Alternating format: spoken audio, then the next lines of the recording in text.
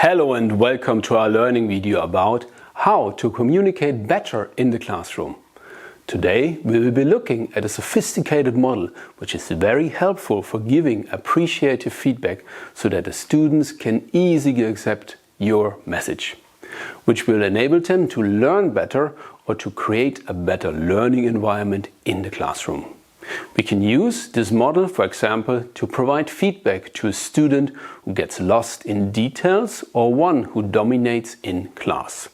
If used properly, the model also gives the student a clear path for their personal development.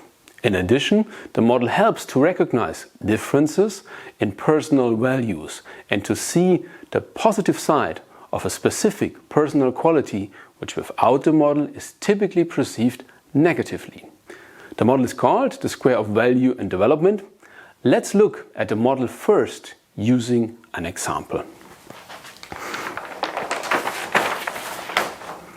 The model consists of 4 squares. At the top you always find the positive values or characteristics, and at the bottom the exaggerations of the same positive values. Let us use the word thrifty to construct an example of a very clear square of value and development. Somebody who is thrifty is looking after his or her money. The money is spent thoughtfully and it is not wasted. Being thrifty is clearly a good thing and a positive value or characteristic. Therefore, the word is written in the upper left square.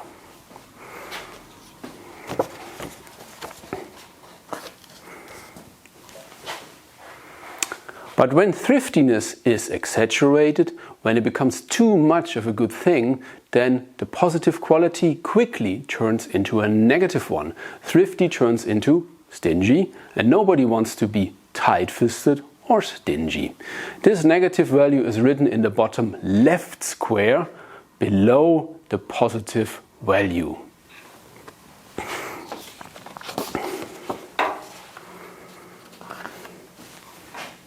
Stinginess or being tight-fisted is nothing other than too much of thriftiness.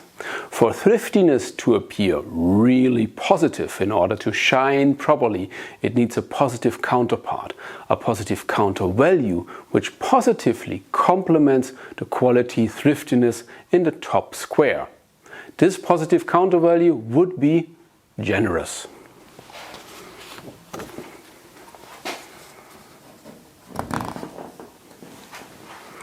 Thriftiness can only shine when it is complemented by generosity.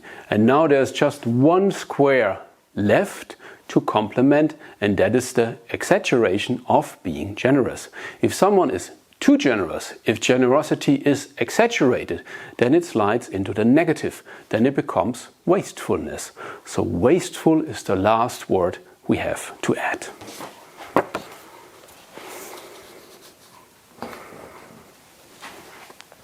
Now we have a complete example of the square of values and development.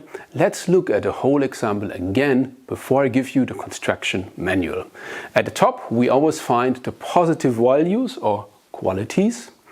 The good qualities, being thrifty, becomes negative when it is exaggerated. Then it becomes being stingy or being tight-fisted. The complementing value to ensure thriftiness is perceived positively is being generous, and when generosity is exaggerated, it becomes wasteful. As you can see, the squares diagonally across from each other are opposites. The opposite of thrifty is wasteful, and the opposite of generous is stingy. With this example in mind, let's now look at the construction manual of the square of value and development.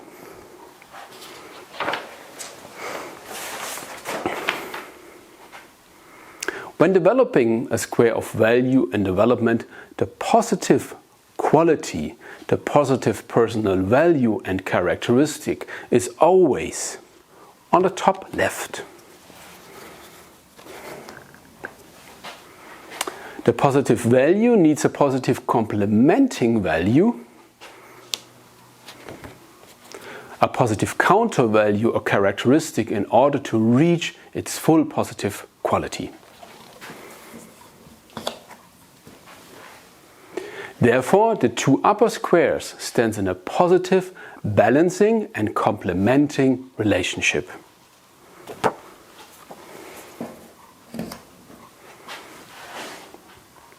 When the positive quality gets too much of a good thing,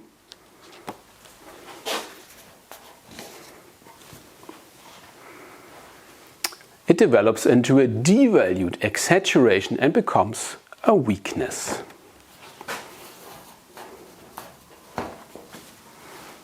The same logic applies to the square at the right-hand side. That means too much of a good thing eventually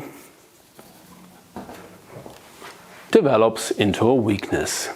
If the square of value and development is built correctly, there are always opposites in the squares, diagonally across from each other.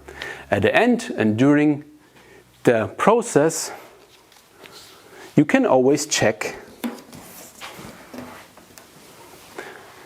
if this is indeed the case to ensure that the squares are well balanced.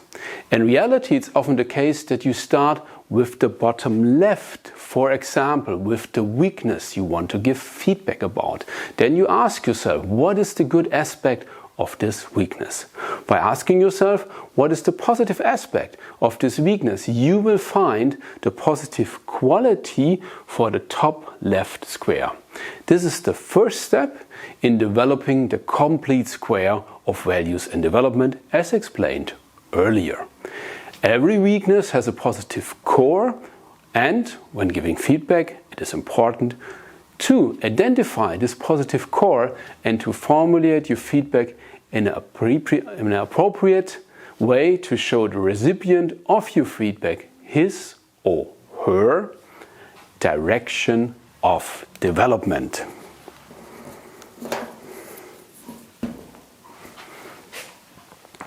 The learning opportunity can always be found at the top right square. Professional teaching uses the square of value and development to deliver clear and appreciative feedback to students. We want to provide feedback which students can easily understand and accept in order to learn better. In our training, we will use this model in your teaching context to ensure that you can use it professionally. I'm looking forward to it. Thanks for watching. I'm Michael Wurster and I'm grateful for your time spent. For more on professional communication, training, team development and mental strategy, please visit my webpage at www.coaching-pilot.com. Once again, thanks for watching and bye-bye.